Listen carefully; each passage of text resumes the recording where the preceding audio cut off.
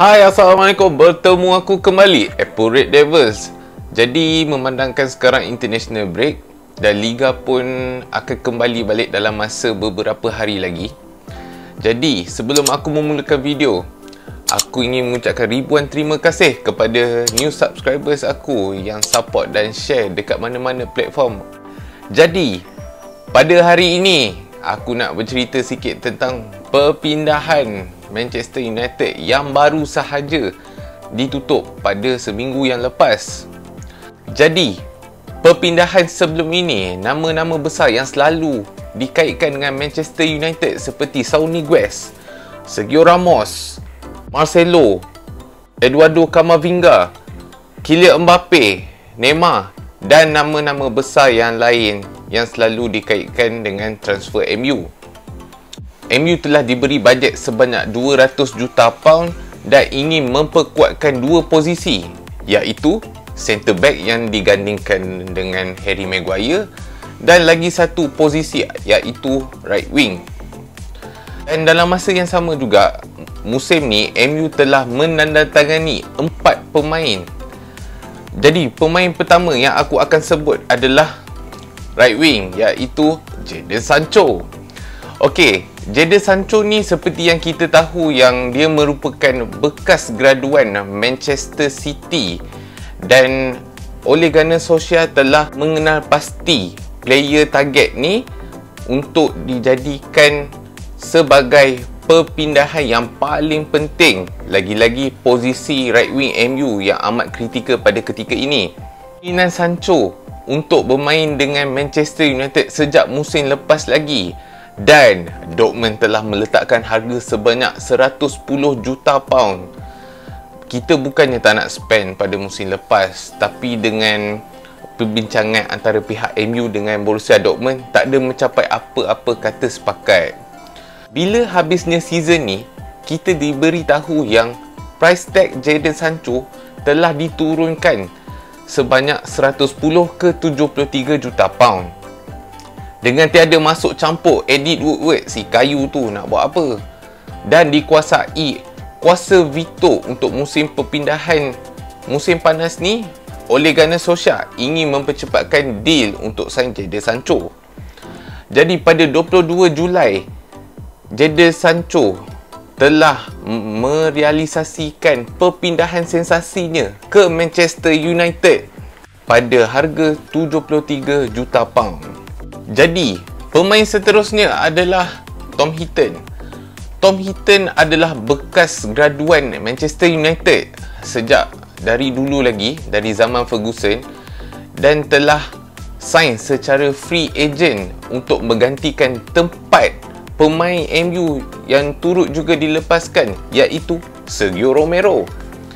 Dengan penambahan Tom Heaton ni, boleh dikatakan menambahkan lagi kuota home ground ke dalam skuad kita. Si seterusnya adalah centre back. Seperti yang kita tahu yang centre back ni juga merupakan posisi yang digandingkan dengan Maguire. Dengan CV yang dipenuhi oleh title, Varane adalah jawapan kepada world class centre back yang diperlukan oleh Manchester United. Dengan masalah kewangan yang Real Madrid hadapi ketika ini seperti Barcelona untuk menjual pemain, dia pun telah menyatakan hasrat untuk meninggalkan kelab dan ingin mencari haluan baru. Dan tak lama lepas tu, apa yang terjadi? MU telah menandatangani Raphael Varane dengan yuran perpindahan sebanyak 34 juta pound. Memandangkan kita tengok Varane ni adalah world class centre back, seperti yang kita tahu, kita sendiri dah tengok dia membuat debutnya ketika bertemu Wolverhampton Wanderers dan berkesudahan 1-0. Jadi, player terakhir yang MU sign, yang ini boleh dikatakan bukan world class tetapi legend dan superstar, iaitu Cristiano Ronaldo.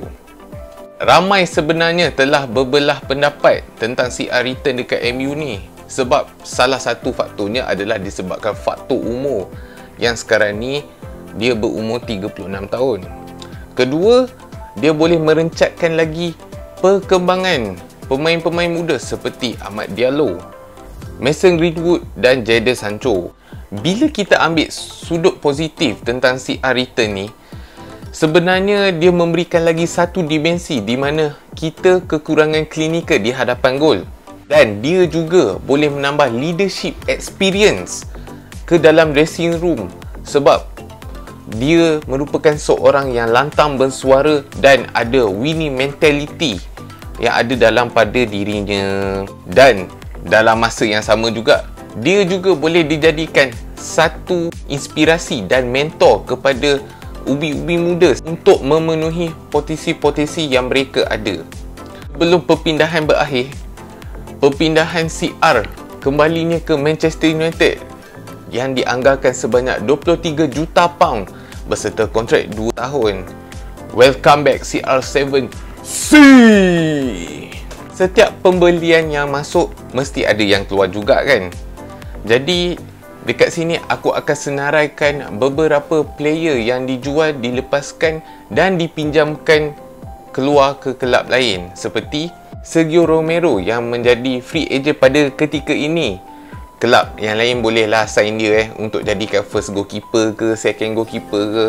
Sebab antara aku tengok best second goalkeeper dekat dunia ni adalah Sergio Romero. Kau tengok mana-mana kelab lain second best goalkeeper diorang, bukan aku nak kata diorang tak hebat, tapi bila Romero ni ada dekat MU, diorang tak reti nak pakai dan tak reti bagi dia peluang. Itu pun bagi Romero pun asyik-asyik main cup. Ia seterusnya adalah Daniel James aka The Flash yang telah pun berpindah ke Leeds United dengan harga yuran perpindahan sebanyak 30 juta pound. Bintang-bintang akademi Manchester United seperti Arsene Tuanzebe, Brandon Williams dan Tahith Chong telah dipinjamkan ke kelab seperti Birmingham City, Norwich City dan Aston Villa. Manakala Andreas Pereira pula telah berpindah ke kelab Brazil iaitu Flamengo, manakala Facundo Pellistri telah berpindah ke kelab Sepanyol iaitu Deportivo Alaves. Jadi, untuk transfer kali ni aku akan bagi sebanyak 9/10 geng. Sebab apa? Sebab ada satu posisi di mana kita tak sign iaitu posisi CDM. Dan the best transfer aku akan bagi kepada kembalinya legenda nombor 7 kita iaitu CR7. Dan aku nak tanya pada pendapat korang. Korang rasa happy tak dengan transfer yang kita sign pada kali ini? Korang jangan lupa komen, subscribe, like dan share. So stay tune. Acunya. Assalamualaikum.